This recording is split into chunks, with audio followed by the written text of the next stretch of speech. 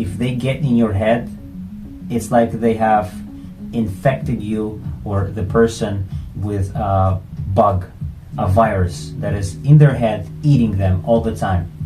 So the pendulum threw some hooks, energetic hooks. It's a fierce attack. But when the person breaks the reaction, breaks the script, they win. Unless, of course, it's a dangerous situation where a person is in the street, they are threatened to give their money away. Of course, if this person has nothing to lose, it's better not to play, right?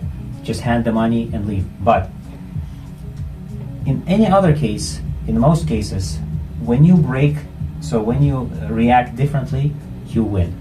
If you could not refuse to play the game, react differently. React